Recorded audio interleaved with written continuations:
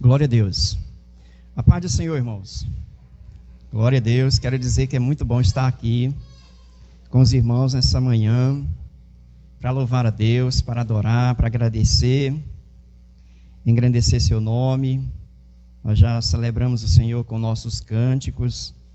Glória a Deus por isso.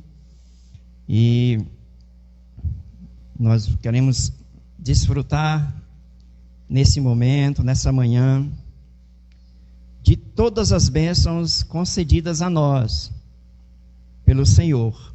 Amém? A palavra de Deus é uma dessas bênçãos que Ele nos concede. A ceia que nós vamos celebrar, outra bênção que Ele nos concede nessa manhã. E estarmos juntos como igreja, em comunhão, em adoração.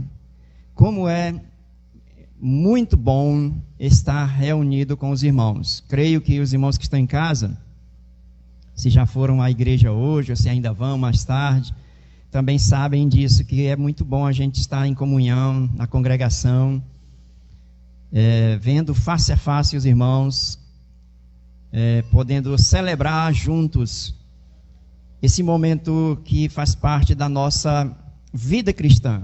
É comum para nós, é um momento de prazer.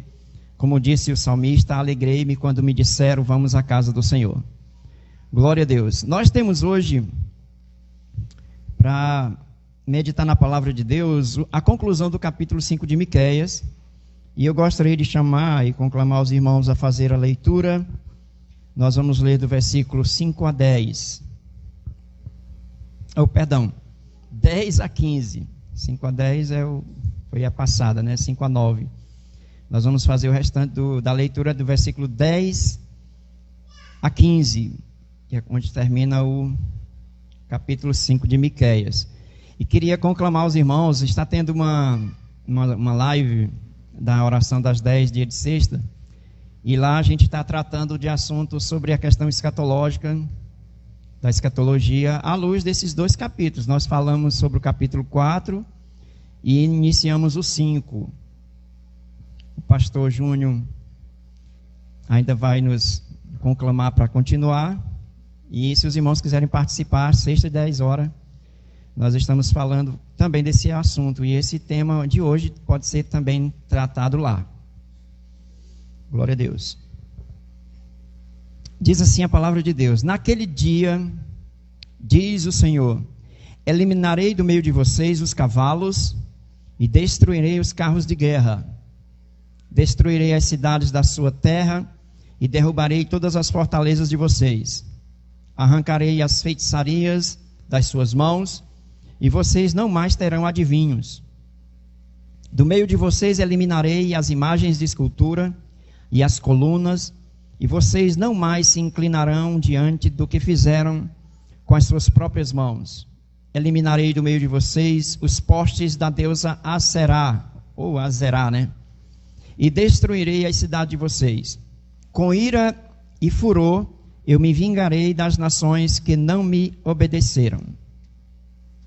Amém. O texto é delicado, né? Vamos orar pedindo a Deus para compreender isso aqui.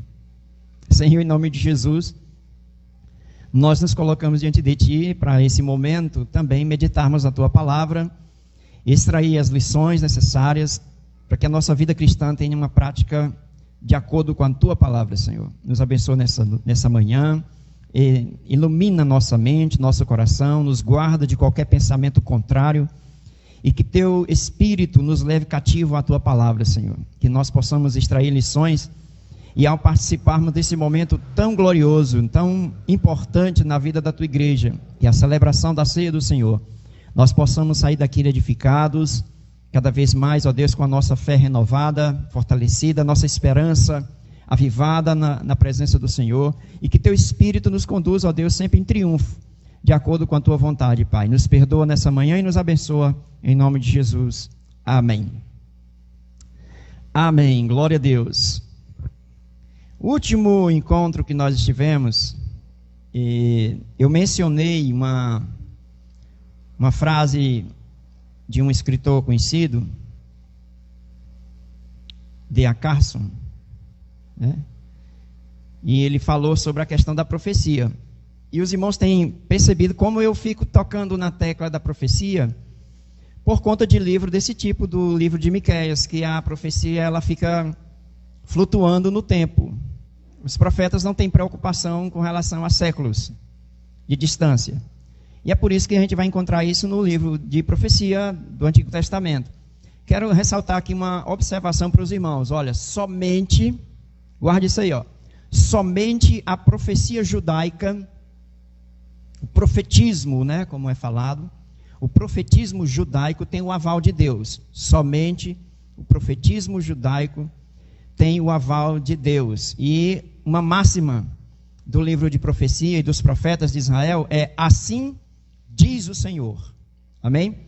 No mundo, irmãos, nós temos os profetas do mundo e falsos profetas. E a gente precisa filtrar todas as informações que vêm de fora e fazer sempre uma avaliação à luz da Escritura.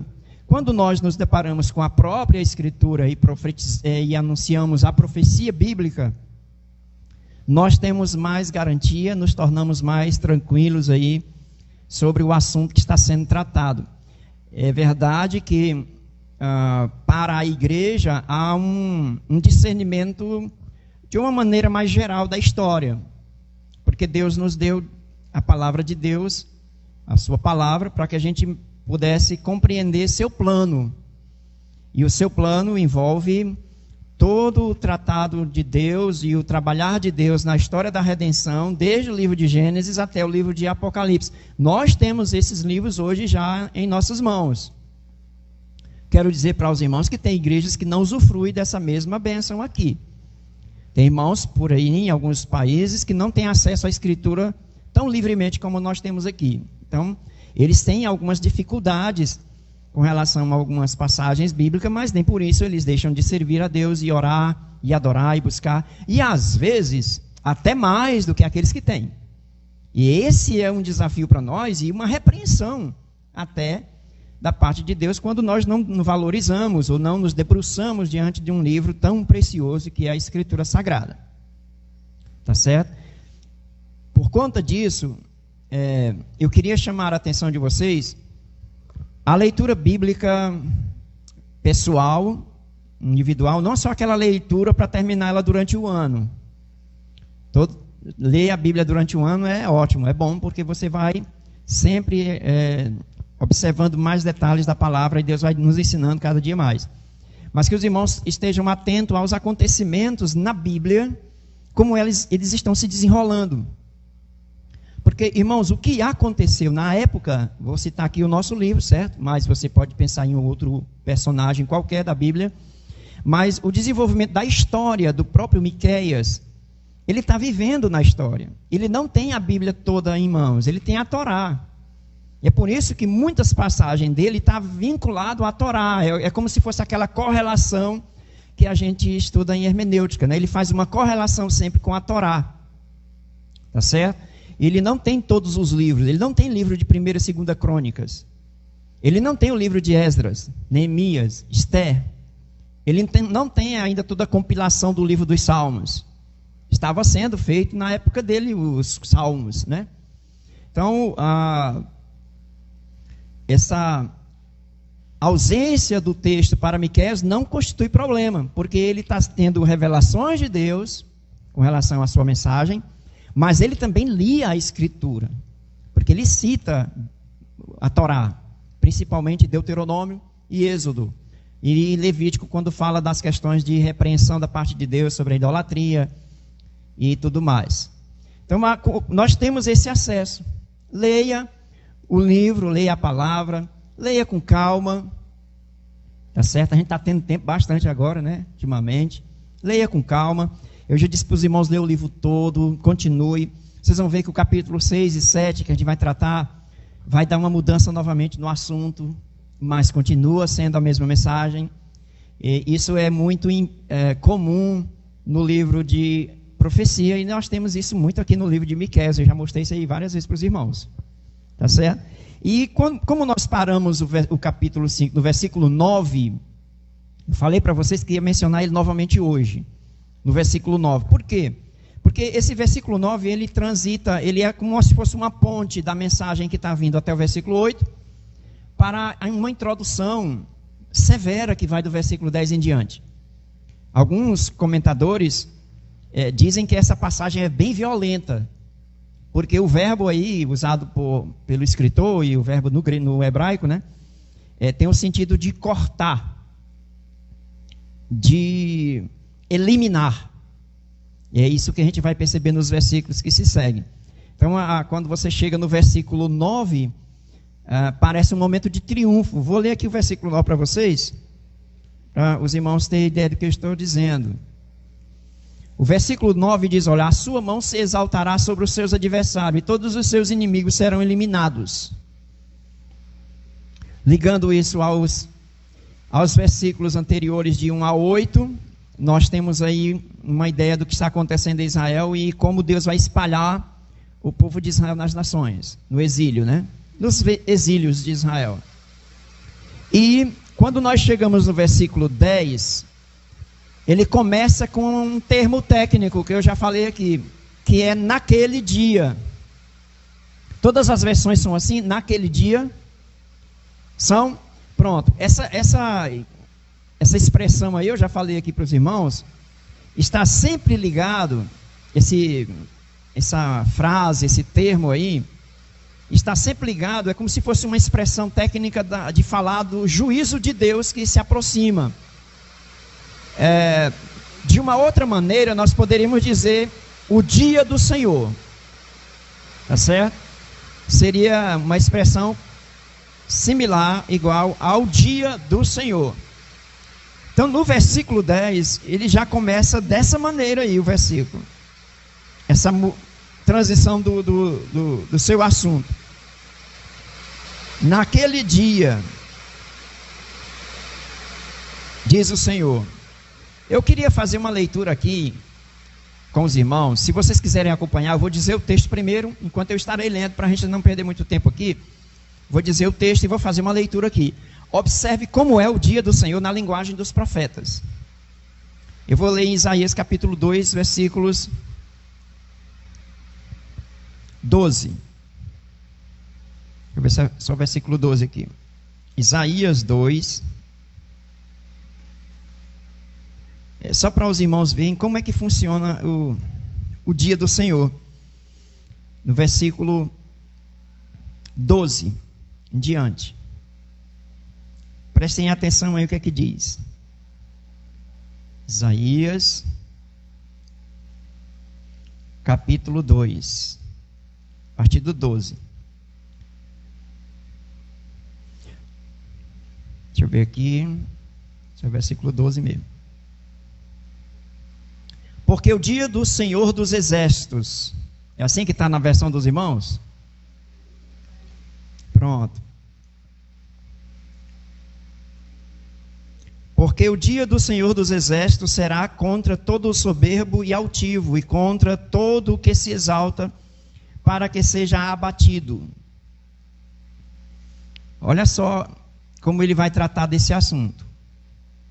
Isaías. Certo? Versículo. Vou ler um pouquinho agora sobre capítulo 2 de Joel. 2 de Joel, a partir do versículo 1. São passagens que mencionam o dia do Senhor. Certo? Capítulo 2. E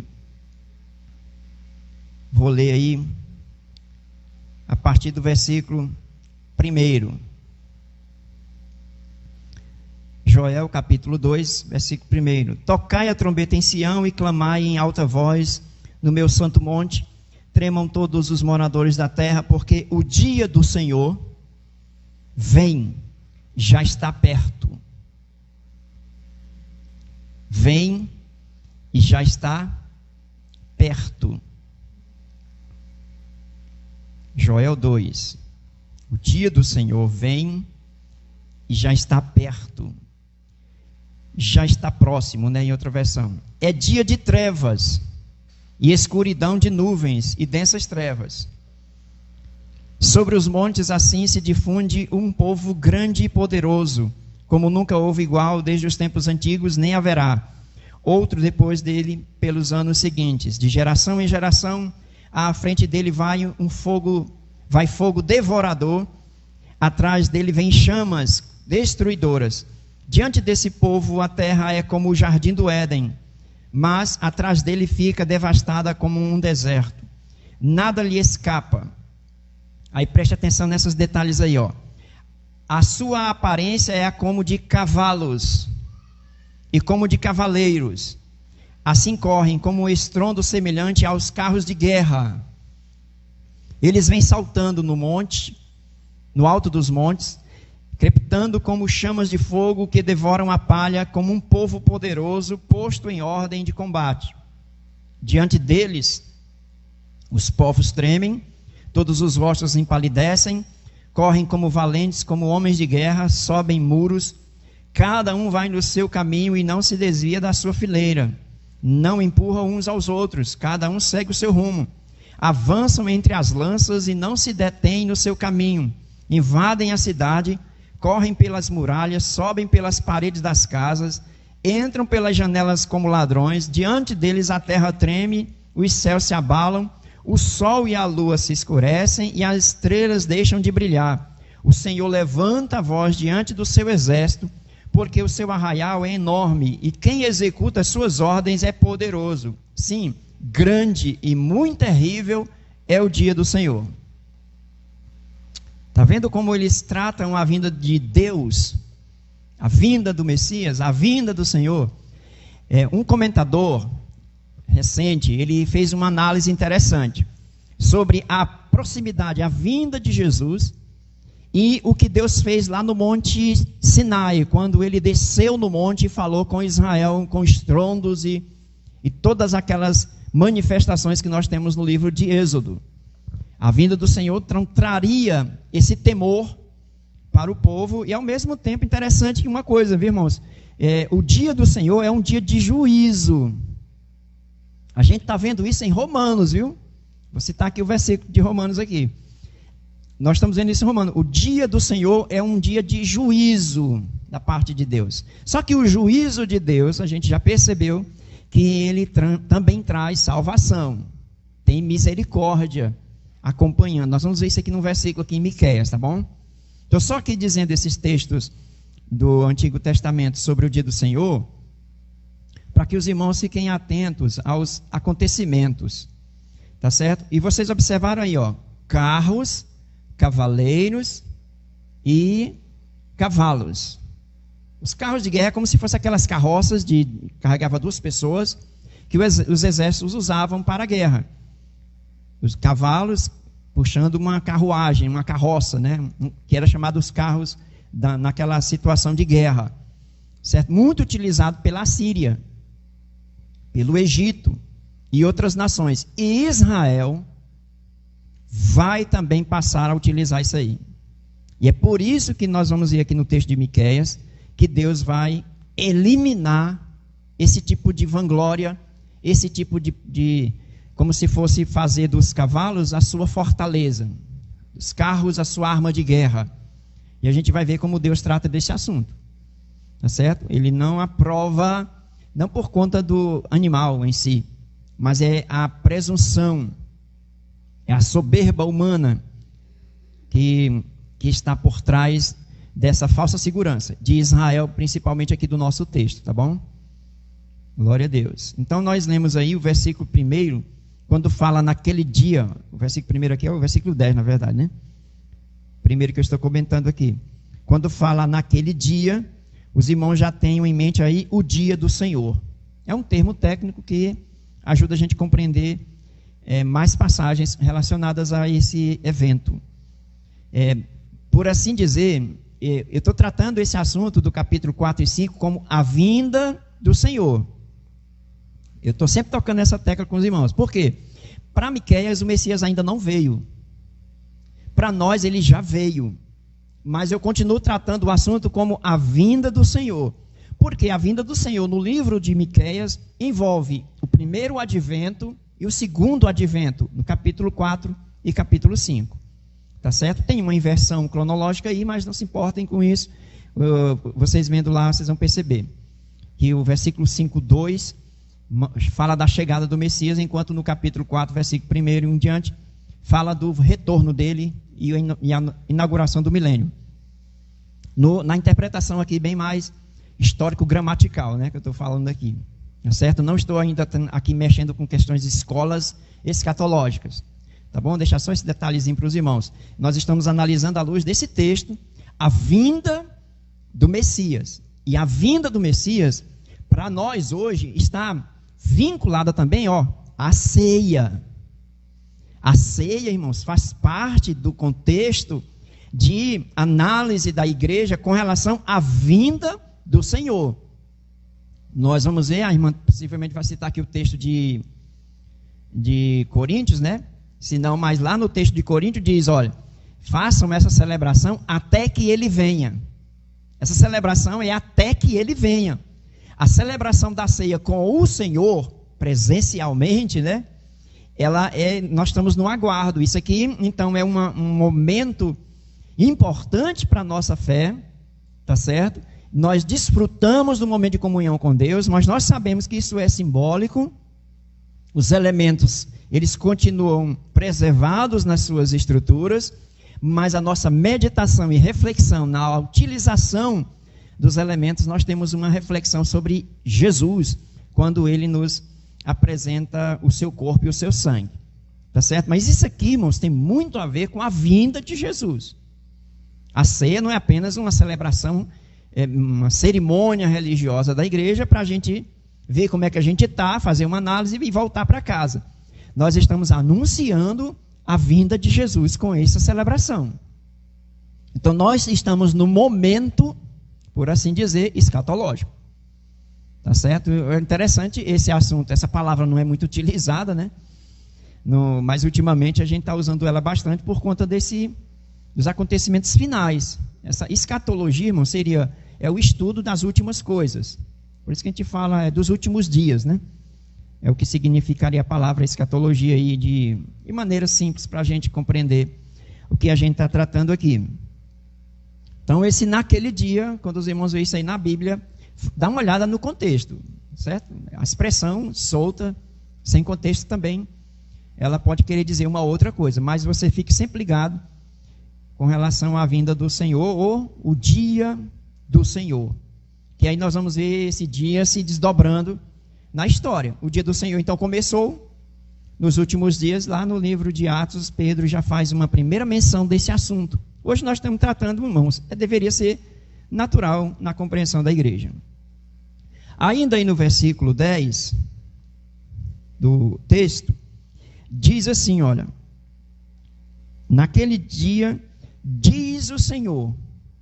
Essa expressão diz o Senhor, já mencionei aqui, irmãos, muito utilizada pelos profetas. Se vocês voltarem aí em alguns textos atrás no Miqueias, vocês vão ver essa frase mais completa, que é assim diz o Senhor.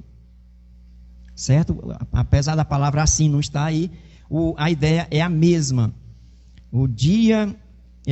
Naquele dia, diz o Senhor. Aí ele começa a mostrar as eliminações. Ele vai começar a cortar. O verbo é eliminarei, cortar, matar, derrubar. E por incrível que pareça, a palavra também pode ser utilizada no fazer aliança. Os irmãos sabem que as alianças antigas que as pessoas faziam entre si, eles cortavam animais e separavam as bandas. Nós temos um exemplo disso muito forte lá no livro de Gênesis capítulo 15, mas que não é o contexto disso aqui, tá certo? Só que é o uso dessa palavra. Cortar, matar, derrubar, a ideia aqui é de eliminar. Eliminar traz a ideia de punição e ao mesmo tempo purificação, porque os irmãos já sabem que a dosagem de Deus no Antigo Testamento, de juízo, também tem misericórdia. Ele traz uma palavra severa de vingança, mais uma palavra de salvação. E a gente vai ver isso muito no livro de Miqueias e outras passagens da Bíblia. Certo? Só que quando a palavra eliminarei, ela é presente aí no versículo 10. Eliminarei do meio de ti os teus cavalos, observe aí o que Deus vai fazer, e derrubarei os teus carros. Cavalos e carros. Isso aí fala do poder bélico daquela época. É como se fossem os tanques de guerra. Tá certo? É as armas de guerra que favoreciam um ataque naquela época. E Israel, eles não tinham cavalos até a época de Salomão, principalmente como arma de guerra, não somente para fazer um passeio a cavalo. E aí nós vamos ver uma passagenzinha de 1 Reis, capítulo 10, versículo 25 a 29, rapidinho, para a gente entender isso aqui. Quando é que começou a ser introduzido os cavalos em Israel? Nós não vamos dar muito detalhe sobre isso, porque fala de todo o poderio de Salomão, né? 1 Reis, capítulo 10, só do versículo 25 a 29. Por favor. Se quiser acompanhar, diz assim, olha. E cada um trazia o seu presente, vasos de prata e vasos de ouro, e roupas, e armaduras, e especiarias, cavalos e mulas. Isso fazia de ano em ano. Isso aí é os presentes trazidos a Salomão. Também ajuntou Salomão carros e cavaleiros, de sorte que tinha 1.400 carros e 12.000 cavaleiros, e os levou às cidades dos carros, e junto ao rei em Jerusalém. E fez o rei que em Jerusalém houvesse prata como pedras e cedros em abundância, como sicômoros que estão nas planícies. E trazia do Egito para Salomão cavalos e fios de linho, e os mercadores do rei recebiam um fio de linho por um certo preço. E subia e saía um carro do Egito por 600 ciclos de prata, e um cavalo por 150. E assim por meio deles eram exportados para todos os reis dos heteus e para os reis da Síria. Aqui é um comércio, né? Está acontecendo. Salomão começa a comprar carros e cavalos e começa a receber também esses presentes aí. Essa introdução de carros e cavalos fez com que houvesse uma cidade fortificada para guardar esse exército, para cuidar, né? E uma cidade muito utilizada no Antigo Testamento aqui, nós falamos dela em Miqueias, lá no capítulo 1, é uma cidadezinha que os irmãos lembram, eu falei para vocês podem ver aí no capítulo 1 de Miqueias, só o nome da cidade. É o capítulo 1 de Miqueias, é bem aí no finalzinho do capítulo 1, versículo 13. Ata os animais ligeiros, os cavalos, ao carro, ó moradora de Laquis. Laquis, irmãos, era uma cidade ao sul de Jerusalém, que fazia quase fronteira ali com o Egito, bem próximo. E essa cidade, ela passou a ser aquele local onde ele armazenava esse arsenal aí de guerra. Os cavalos, os carros, os cavaleiros, como se eles estivessem lá para fazer os treinamentos e os cuidados e tudo mais. E Laquis, ela é mencionada aqui no livro de Miqueias, porque foi por lá, é como se fosse a via de entrada, de acesso para Israel, certo? E ela vai ser citada aqui no texto de Miqueias. Esses cavalos e cavaleiros, irmãos, vai dar a ideia para Israel de que eles vão deixar de confiar em Deus, é a soberba do reino, deixar de confiar em Deus e passar a confiar em suas forças, na sua maneira de defesa. E eu creio que nós podemos fazer um parêntese aqui para nós. Quando nós tem gente que diz, eu tenho muita fé em Deus, aí não lê a Bíblia, e não ora, e não tem comunhão com a igreja. Irmãos, essa muita fé em Deus, ela pode ser uma frase até interessante, mas ela não é verdadeira. Porque a nossa fé, primeiro que ela não é muita, né? A nossa fé é pequena. E Jesus, ele diz o contrário. Homens de pequena fé. Mas se você tiver fé do tamanho de um grão de mostarda, porque fé não é uma crença, não é só acreditar, irmãos, não leva muito para esse lado. Eu acredito. A fé, irmãos, ela tem substância de relacionamento, não é apenas crença. Eu creio no que Deus vai fazer por conta das declarações do próprio Deus, não é porque eu estou acreditando. Então eu não tenho fé na minha fé, eu tenho fé no Senhor. E quando nós temos fé no Senhor, e esse dom que Ele nos deu de acreditar nele, faz a gente ficar em dependência. A nossa fé, portanto, nos leva a uma dependência de Deus e não uma dependência em nós. Cuidado para não começar a ficar dependente da sua própria fé. E aí a fé bíblica, ela nos leva a uma dependência do Senhor. E lembrando, aqui os irmãos, o Bruno tem mencionado Abacuque 2,4. Se vocês lerem o início do versículo de Abacuque 2,4, diz assim, olha, eis o soberbo, ele não é reto, mas o justo viverá da fé. Então há um jogo de palavras ali, ele sentencia a pessoa, mas ao mesmo tempo coloca a fé em evidência. E a fé bíblica nos leva a essa dependência. Israel passou a passou a confiar mais nesse poderio bélico aí. Deus disse que vai eliminar. Deus disse que vai eliminar. Mais tarde eu vou citar aqui um salmo, os irmãos vão se lembrar disso aí. O salmista também já tinha mencionado isso mais adiante. Tá certo?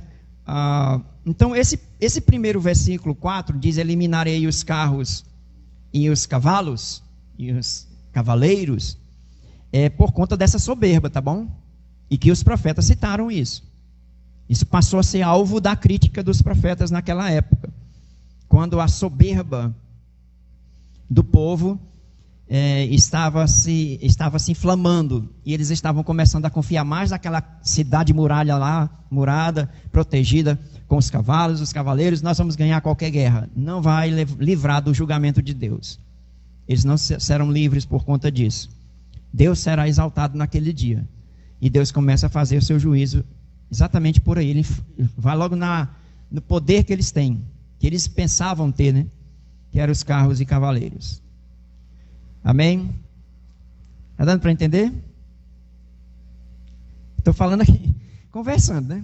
Com os irmãos, para ver se fica bem fácil, para você compreender que o texto de Miqueias está chamando a atenção do povo daquela época, certo, irmão? Sempre pense na época do profeta. A gente faz aplicações aqui, dá vontade logo de falar, né? De fazer algumas aplicações rapidamente em nós, mas fiquem sempre pensando que o profeta Miqueias, ele está dizendo, olha pessoal, vocês não devem confiar nesse armamento de vocês. Deus vai trazer juízo. Por quê, irmãos? Vamos ver o que é que diz o versículo 11.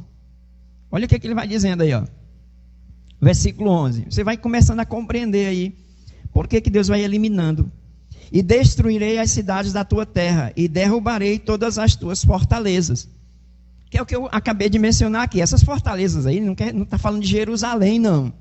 Era daquele local onde eles colocavam esse armamento, os cavalos, os cavaleiros, que eu falei agora há pouco. Enquanto que o versículo 10 falou do armamento bélico que eles tinham naquela época, o versículo 11 vai falar do abrigo desses armamentos. Tinha que ter os cuidados e tudo mais. Então, eles fortificavam essas cidades. São cidades pequenas, não são cidades grandes aí. Revelando a confiança em si mesmo. Isso aí é muito censurado pelos profetas daquela época do século VIII. E isso não vai livrar o povo de Israel dos dois julgamentos que Miqueias tinha mencionado no capítulo 1, versículo 6. Vou fazer aqui uma leitura rapidinho. E por isso farei de Samaria um montão de pedra, pedras do campo, uma terra de plantar vinhas, e farei rolar suas pedras no vale, e descobrirei os seus fundamentos. Isso aqui para Samaria. Quando você chega no capítulo 3, versículo 12, a mesma sentença é aplicada a Judá.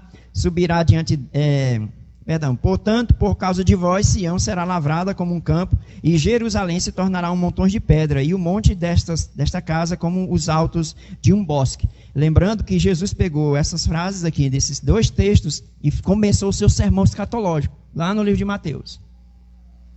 Tá certo? Que vai ser destruído Jerusalém, que foi novamente destruído na época de Jesus, lá no ano 70.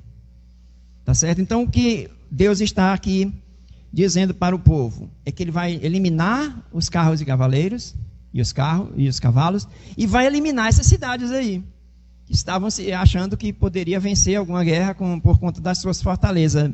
Não vão vencer por conta do juízo de Deus. O juízo de Deus. Isso já tinha acontecido em Samaria. Os irmãos viram que as cidades foram sendo destruídas, inclusive Laquis, na época aí da Síria, na conquista do Reino do Norte. Eles estão aproximando-se de Jerusalém.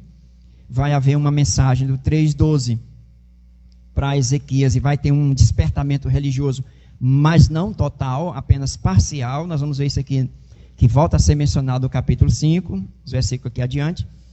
E o juízo de Deus estava às portas de Jerusalém também. Vou dar aqui um parênteses para fazer um lembrete para os irmãos. Quais eram os pecados daquela época? Quais eram os pecados mais latentes? A gente já mencionou. Injustiça social e a idolatria. Principalmente esses dois pontos aí serão tocados no livro de Miqueias. São os dois pontos principais. Isso acarreta, traz na bagagem outros pecados que aí vão causar injustiças cada vez mais fortes dentro do Reino do Sul. Porém, com o avivamento religioso, o rei Ezequias vai gozar de um certo período de paz, de tranquilidade em relação à guerra. Porém, no entanto, isso não vai garantir a defesa para ajudar, porque o filho dele, pelo amor de Deus, leiam a história do homem que vocês vão ver, e era igual ao avô dele. Então, entre Acás e Manassés, nós temos o Ezequias. O Ezequias, ele foi um dos reis bons, que a gente fala, né? Os reis bons de Judá. O melhorzinho. Ele não é tão bom no sentido perfeito, certo, irmãos? Mas ele foi um homem que agradou a Deus. E é por isso que ele vai ser poupado de uma série de ataques da Síria, incluindo aquele episódio dos 185 mil que serão destruídos. No versículo 12, olha o agravamento, como está. Miqueias condena e dá uma sentença sobre esse poderio bélico e a confiança, e agora ele vai mexer no íntimo das pessoas na vida religiosa, no âmbito religioso de novo. Olha o que ele vai dizer no versículo 12. E exterminarei. Alguma versão é diferente de exterminar? Eliminar também, né? Acabarei. Exterminar, eliminar, acabar, cortar, isso tudo é o significado desse verbo no hebraico, tá bom? Exterminarei as feitiçarias da tua mão e não terás adivinhadores. Olha onde ele vai mexer novamente. Se os irmãos se lembram aí, capítulo 3, ele foi contra os falsos profetas e os adivinhadores daquela época. Se você voltar um pouquinho aí, está aberto com o livro, capítulo 3, versículos 5 e 6, diz assim, ó: assim diz o Senhor acerca dos profetas que fazem errar o meu povo, que mordem com seus dentes e clamam paz, mas contra aquele que nada lhes dá na boca, preparam guerra, que é aquele interesse de ganhar, né?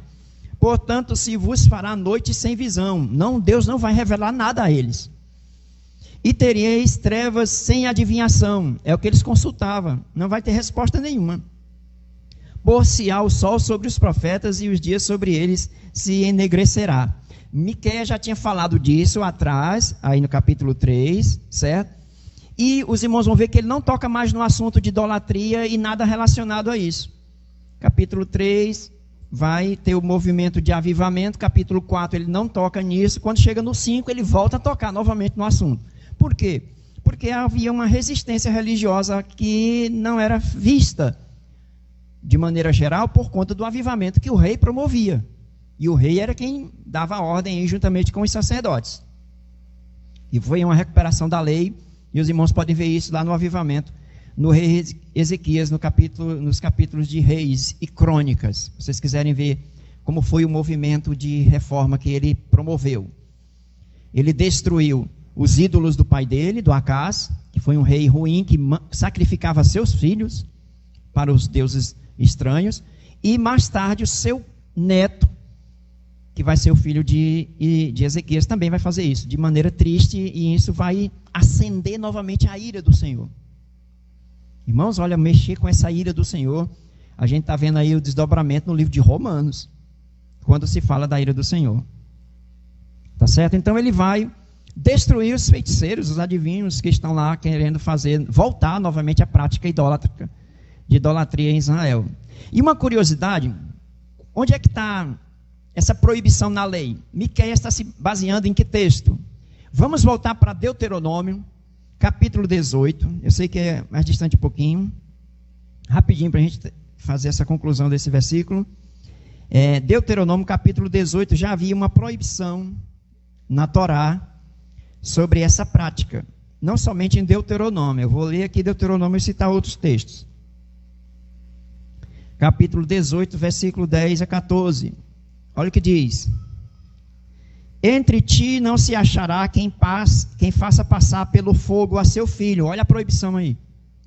E o rei lá fez isso. Ou a sua filha, nem adivinhador, nem prognosticador, nem agoureiro, nem feiticeiro,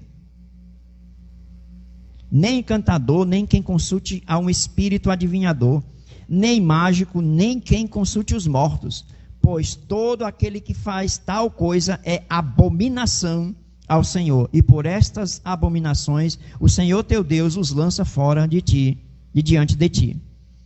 Então já havia uma proibição da parte de Deus sobre essa situação. Só que o versículo 14 que a gente leu, olha aí o que é que tem no versículo 15 de Deuteronômio. Só uma curiosidade aqui para vocês. Olha o que tem no versículo 15. O Senhor teu Deus te levantará um profeta no meio de ti, de teus irmãos, como eu. A ele ouvireis, conforme a tudo o que pediste ao Senhor teu Deus em Horebe, no dia da assembleia, dizendo: não ouvirei mais a voz do Senhor teu Deus, nem mais verei este grande fogo, para que não morra. Então o Senhor me disse: farei bem naquilo que disseram.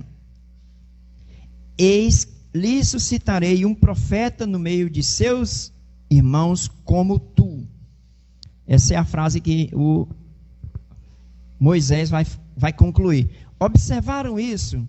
Deus censura a idolatria e todos os desdobramentos que tem na idolatria, com adivinhação, prognosticadores, consultar mortos, sacrificar pessoas. E aí ele coloca uma cena, uma passagem do Messias, juntamente com isso, porque o Messias que seria levantado em Israel seria um profeta semelhante a Moisés e traria todos os benefícios e as bênçãos do Senhor prometidas a Israel.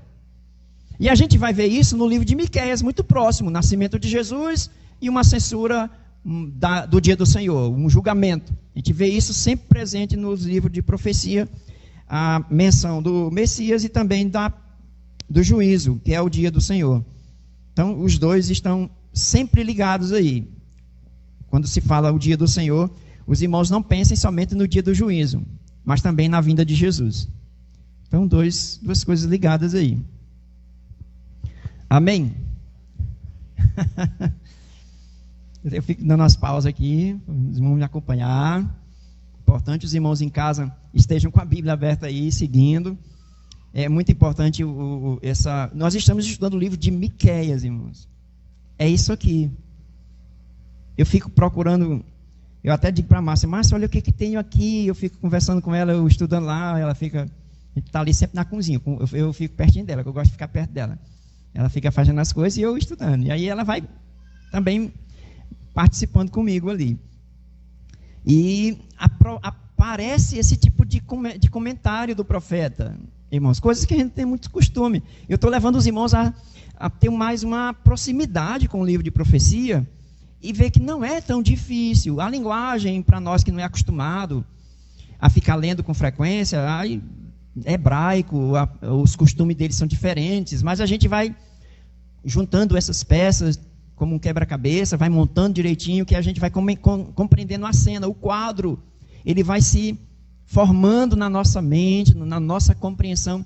E os irmãos percebam uma coisa: a vinda de Jesus, a vinda do Messias, irmãos, é muito importante para Israel e para nós. Israel rejeitou a chegada do Messias, tá certo? Nós sabemos isso na história. Isso não quer dizer que é definitivo, mas eles rejeitaram.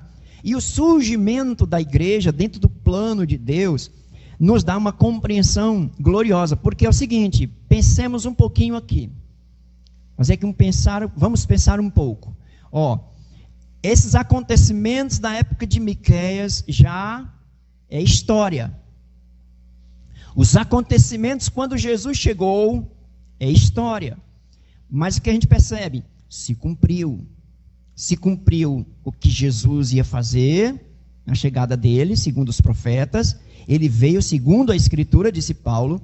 E ele vai voltar, irmãos, segundo a própria Escritura. Então, é uma coisa certa. Nós não estamos falando aqui uma profecia para Jesus chegar. Estou comentando o que vai acontecer. Eu creio, não é porque eu estou dizendo, porque eu aprendi aqui na Bíblia. É uma coisa concreta. É assim diz o Senhor. Nós vamos participar da ceia, não é apenas um momento religioso, para a gente se alegrar e ir para casa. É que nós estamos anunciando, Jesus realmente vem. Isso é verdade. Nós vamos celebrar. Esse dia está se aproximando cada dia mais. Hebreus diz que está mais próximo. Olha, eles falaram isso há 2000 anos atrás, mais ou menos, né? Está mais próximo. Para nós hoje, mais próximo ainda. Então vamos celebrar essa chegada. Essa chegada tem alguns desdobramentos que eu não estou tocando aqui. Numa outra ocasião a gente vai falar, tá certo? Que é o famoso Apocalipse, que muita gente vai logo atrás. Mas esse entendimento aqui vocês vão compreender. Por que Jesus vai voltar novamente? Para cumprir o restante dessa profecia. Ele não foi cumprida plenamente. Foi parcialmente. Assim como no dia de Pentecostes, Pedro disse que se cumpriu parcialmente a descida do Espírito. Porque o Espírito Santo descerá plenamente, não somente por conta da igreja, mas em todas as nações. Derramarei sobre toda a carne. É uma coisa mais abrangente que vai acontecer no milênio. E aí só quando Jesus voltar. Por enquanto nós estamos desfrutando disso, informando as pessoas, chamando para elas entrarem no reino de Deus, né? Isso nos alegra, porque nós podemos participar da festa e chamar pessoas para participar da festa, do convite aqui de Deus. Jesus disse, vão chamar a gente para participar da ceia. Tem uma parábola. Você sabe disso aí. Versículo 13 e 14. Sim, Deus repreendeu isso aí lá em Deuteronômio, mas vocês podem achar também mais menções sobre essa condenação no livro de Levítico, capítulo 19, versículo 26. Porque, irmãos, olha, essas condenações, quando a Torá foi surgindo, foram sendo colocadas como preceitos da lei. A lei de Moisés não é somente o decálogo, que é as 10 palavras conhecidas pelos judeus, que é os 10 mandamentos, né? A lei de Moisés vai sendo compilada, vai sendo escrita à medida que eles estão peregrinando no deserto. Então, as leis foram sendo sempre colocadas à medida que os acontecimentos estão ali também ocorrendo. E tem uma coisa aqui sobre esse texto que Deus vai fazer uma prescrição na lei e vai ser proibido. Mas era praticado por Jacó, por exemplo, antes da lei. E a intenção não era a mesma que se tornou, no sentido idólatra. Tá certo? Deus condena essa prática também em Êxodo 18 e Levítico 26. Deveria ser morto quem praticasse isso em Israel. Essa questão da idolatria no sentido de adivinhação e os prognósticos e tudo mais. Os feiticeiros, os adivinhos deveriam ser mortos em Israel. E o que é que a gente ainda vê aí no versículo 12? Exterminarei as feitiçarias da tua mão. A tua mão aqui, irmãos, dá a ideia de... Eles faziam... Eu vou trazer aqui uma palavra para o nosso tempo. Amuletos. E eles vendiam, aí o trâmite era com as mãos. Eles pegavam ali varinhas, bastões e faziam aquele prognóstico de adivinhação e vendiam. É uma prática que a gente está vendo hoje em igrejas. Igrejas fazendo esse tipo de coisa, dando um conteúdo bíblico e não tem. Certo? A nossa fé, irmãos, nós não precisamos de nenhum amuleto agregado. Não precisamos. Não precisa de nenhum amuleto. É por isso que o livro de Abacuque nos ajuda muito a compreender isso. Porque depois do juízo, do versículo 1, do capítulo 1, aí o Abacuque diz, mas o justo viverá da fé. Nós não vamos viver de situações. E o Bruno tocou no assunto sobre a idolatria com relação à Torá. Que os irmãos devem se lembrar aí, que eles botam dentro de uma caixa e ficam andando, né, com a Torá ali. Eles fizeram isso com a Arca da Aliança. Fizeram isso, irmão, com a serpente de bronze. Israel tinha uma mania de um objeto já se tornar um objeto de idolatria. Tomemos cuidado como cristãos para não agregar à nossa fé algum elemento. Não, eu creio no Senhor, mas deixa eu pegar aqui alguma coisa palpável, visível, com as mãos. Cuidado, porque isso pode danificar a sua fé íntegra, a sua fé pura, bíblica. A fé bíblica, irmãos, é um dom de Deus e você crê, simplesmente crê. Eu não preciso agregar nada a essa fé. Agora, a palavra de Deus é o meio de Deus nutrir, fazer com que essa fé desenvolva. Tá certo? A nossa fé é no Senhor, não em nada ao nosso redor, e nem na gente mesmo. Tipo assim, você não faz coisas erradas. Ah, irmãos, eu sou uma pessoa boa, que eu não faço coisas erradas. Cuidado, porque você, fazendo coisas certas, obras de justiça, Isaías diz que ainda é trapo de imundície. Então a gente precisa olhar muito para a nossa natureza corrupta e tomar cuidado para não fazer da nossa fé uma soberba. Cuidado com isso aí. Tá certo? Então esses elementos aí nós não precisamos de elementos para agregar a fé. É a palavra de Deus que nutre. A fé vem pelo ouvir, disse Paulo, e o ouvir a palavra de Deus. Tá certo? Amém? Dá para entender isso? Importante. Versículo 13 e 14. Meu Deus. E destruirei do meio de ti as tuas imagens de escultura. É um conjunto só aqui. E as tuas estátuas, e tu não te inclinarás mais diante da obra das tuas mãos. Olha aí, obra das tuas mãos. E arrancarei os teus bosques do meio de ti, e destruirei as tuas cidades. Essa destruirei as tuas cidades parece um eco do versículo 11. Embora alguns dizem que aqui pode ser uma aplicação diferenciada. É estranho ela aparecer novamente aí, mas ele vai eliminar todas as imagens de escultura. Os irmãos lembram que na época de Ezequias ele fez isso. Leia lá a história. O pai dele era idólatra, o Acás. E o Ezequias fez uma limpeza geral, derrubou bosques. E os outeiros, irmão, que eram os montes, eles faziam lá as suas práticas idólatras nos montes. E Deus vai sempre eliminando isso aí. A gente viu isso no capítulo 1, quando ele vem como uma pessoa que está pisando o lagar. Ele vai destruindo tudo, pisando por cima, né, como um poderoso Deus de guerra e um Deus de justiça, de juízo. Nós vimos isso no capítulo 1. E esses elementos aí que eles usavam, estavam voltando a usar. Por isso que vai ser mencionado aqui, e a gente não vê muito mais a menção, vai acontecer novamente mais adiante. E aí, quando Ezequias vai falecer e vem o seu filho reinar, aí o negócio desanda de novo. Infelizmente. Não vou tocar nesse assunto aqui, mas infelizmente. Os elementos ofensores, eles são decepados, são cortados. Imagem de escultura, que é os deuses falsos, né? Representação dos deuses falsos.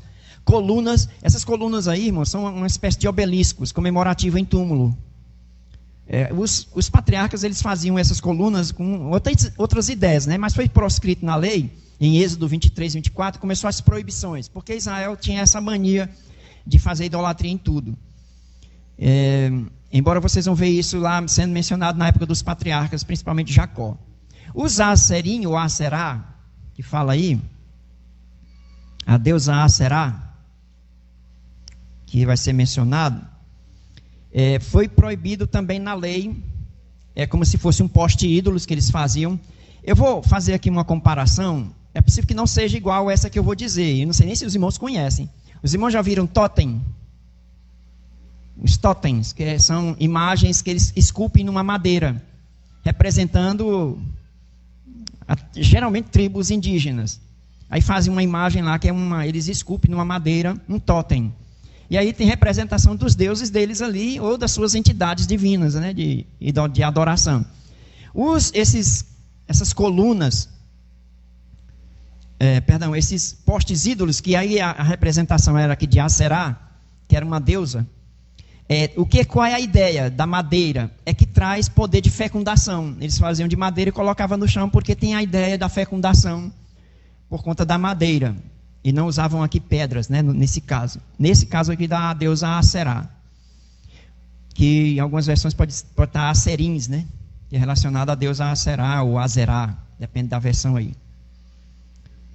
E foram condenados em Êxodo 34:13, Deuteronômio 7:5. Deus elimina logo. Versículo capítulo 16, 21 e 22 também de Deuteronômio. E as cidades que aparecem aí no final do versículo, que parecem um pouco mais estranho, pode estar relacionado ao que foi dito no versículo 11, que já foi julgado ali as cidades fortificadas. Mas o significado de cidade para Israel não é somente esse aqui do juízo, irmãos. A cidade de Davi, por exemplo, quando é mencionada a cidade de Davi, aí nós temos, o conteúdo é totalmente diferente. A cidade de Davi dá a ideia do templo de Deus, dá a ideia de tradições ou a religião verdadeira de Deus. E também tem a ideia do lugar de adoração a Deus. Então essa palavra cidade parece estar um confronto com o que eles estavam praticando. A cidade era para adorar a Deus e não essas práticas de idolatria.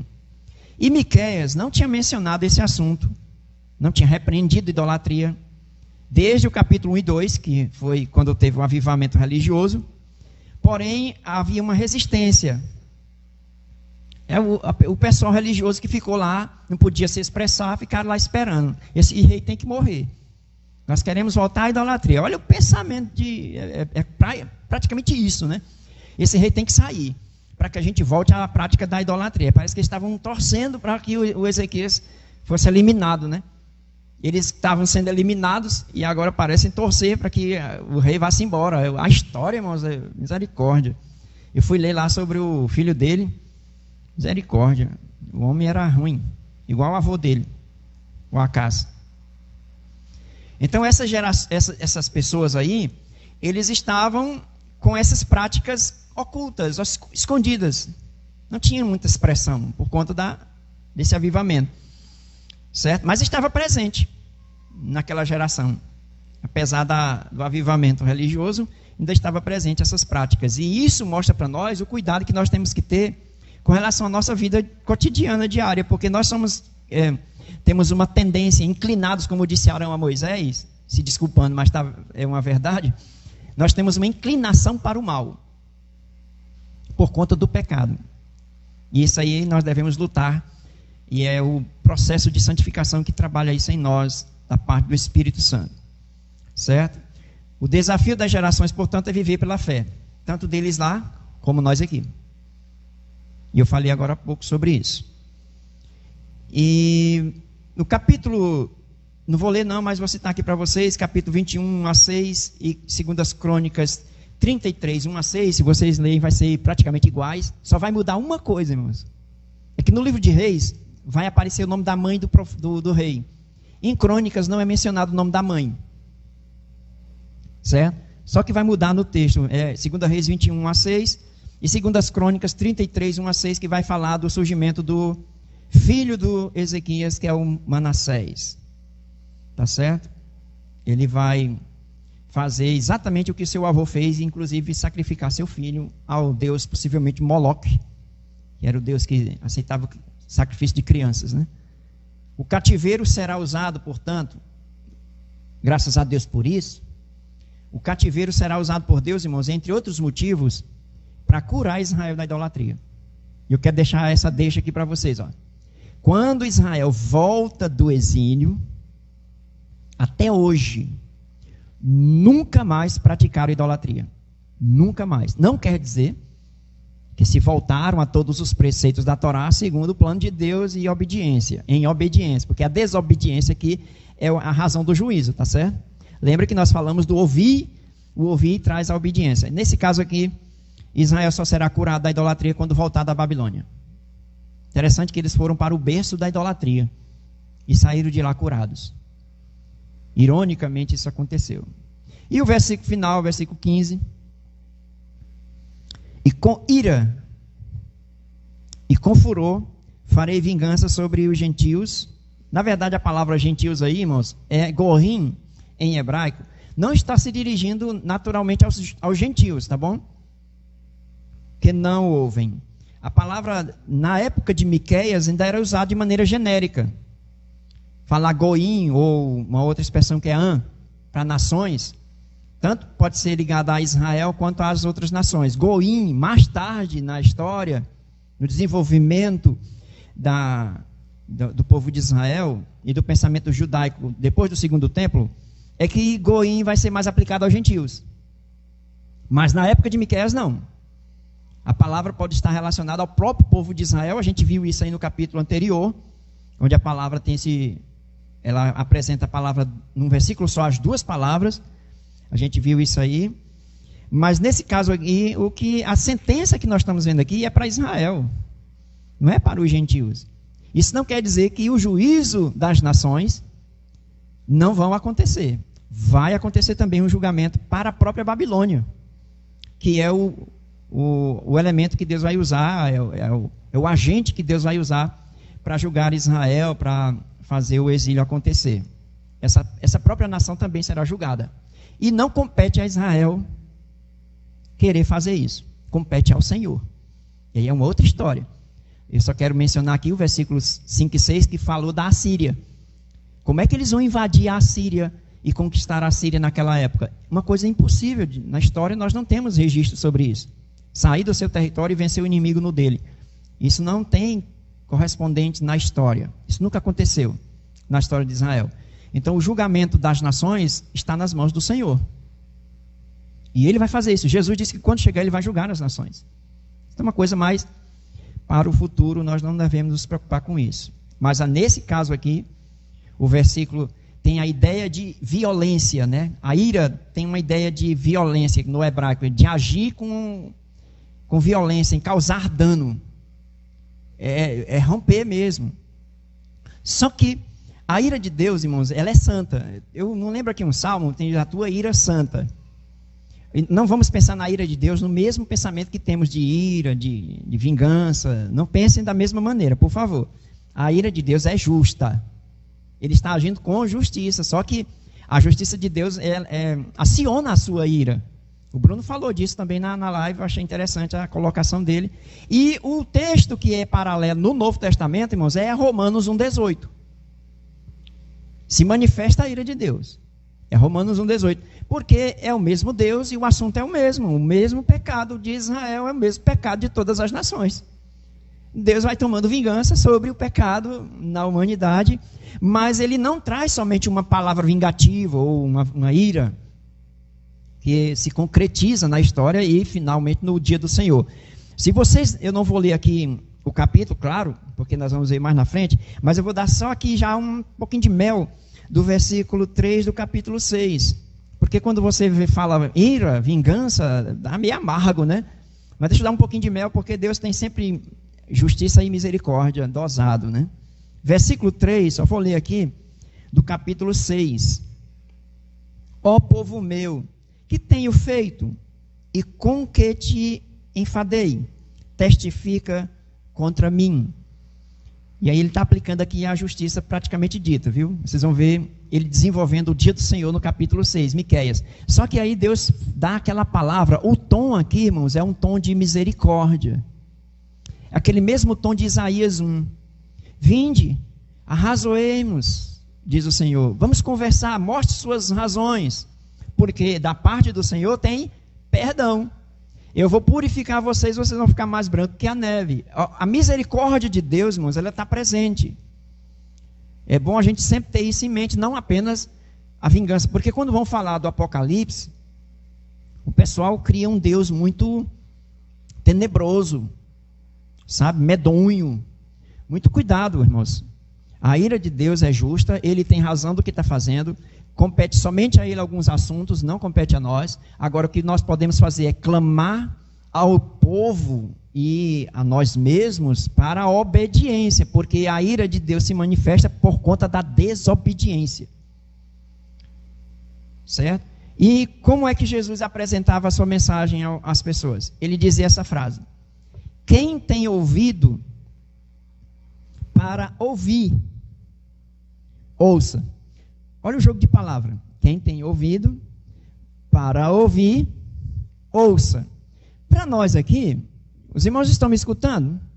Amém. Os irmãos estão entendendo? Amém. E agora? O ouça é o quê? Vocês ouviram. Mas o ouça de Jesus não é apenas escutar. É a mesma ideia de como nós começamos o livro de Miqueias, vocês lembram? Ouvir Israel. Ouvir, irmãos, envolve obedecer. Amém? A mensagem do livro trata desse assunto. Deus traz uma sentença de vingança, de ira, de juízo, de julgamento, mas ele chama, ele conclama, ele invoca, ele chama a atenção do seu povo. Ouvir, atenda, obedeça, e isso tudo muda na história. Israel, infelizmente, não ouviu. Aí se cumpriu em Isaías nele se cumpriu o que Jesus falou. Esse povo tem ouvido, mas não ouve. Que era falando sobre a questão da obediência à lei. Eles não obedeciam à voz do Senhor. O que seria isso para nós? O dia do Senhor e a ceia. E até que ele venha, irmãos. Ele não chegou ainda não. Ele está vindo. E ele vem cavalgando como um guerreiro. Por isso que ele é chamado de Senhor dos Exércitos. A ideia aí é realmente um guerreiro que vem tomando vingança e ao mesmo tempo livrando o seu povo. Olha, ele vem tomando vingança contra os inimigos e ao mesmo tempo trazendo salvação. O juízo vindouro de Deus é certo. A gente já sabe isso na Bíblia. O dia do Senhor, irmãos, ele é certo. Naquele dia vai acontecer. É o dia D de Deus, né? Ninguém sabe nem o dia nem a hora do cumprimento final, porque envolve o arrebatamento da igreja. Na ira, lembra da misericórdia. Tem um salmo que diz assim, olha, na ira, lembra da misericórdia. Esse apelo nosso também, ele pode servir às demais pessoas que ainda não confessaram o Senhor. E a nossa confiança está em Deus. Salmo 20, versículo 7, diz, alguns mencionam carros e cavalos. Nós faremos menção do Senhor. É o que o salmista diz. E a vinda de Jesus, o que é que ela deve causar na gente? Qual é o resultado disso na prática? Comunhão com a igreja. Estou falando aqui de igreja, né? Certo? Do reino de Deus como igreja. Deve incentivar a gente ao evangelismo, compartilhar isso com outros irmãos, outras pessoas desse reino. Isso também deve motivar a nossa assistência uns aos outros, que é assistência ao próximo, certo? Paulo diz que isso pode começar na família da fé. E uma coisa que a gente sempre faz aqui, e eu espero que continue, estudando a palavra, com frequência e aplicando isso. Olha, tudo que eu estou falando aqui, mais tarde, por volta aí da tarde, espero e peço até oração aos irmãos, eu estarei compartilhando com um casal que eu vou fazer uma visita. Eu estou aqui na teoria e já vou para a prática. E eu peço que os irmãos orem para que haja sabedoria da parte de Deus na nossa vida e que eles possam ser edificados e também convidados a servir ao Senhor. Amém? Glória a Deus. Os irmãos ficam quase sem respirar aí, né? É uma viagem assim bem rapidinha, né? Terminamos o capítulo 5. Muitas informações aqui. Muitas informações. Vamos orar? Vamos ficar de pé? Estamos caminhando aqui para o final. Nós vamos celebrar também a ceia. Cadê o Bruno? Está por aí? Pode vir. Ou a Rebeca? Por favor, Rebeca, faz aqui um toquezinho aqui de Deus, em nome de Jesus. Dá para a gente orar? Curva a sua cabeça aí. No nome de Jesus.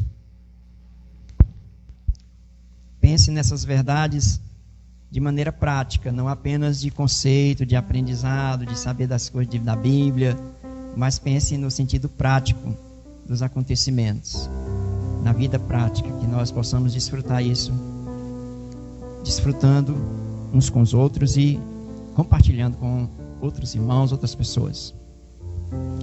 Muito obrigado, Senhor, por mais essa manhã, por mais essa oportunidade de estarmos meditando a Tua Palavra.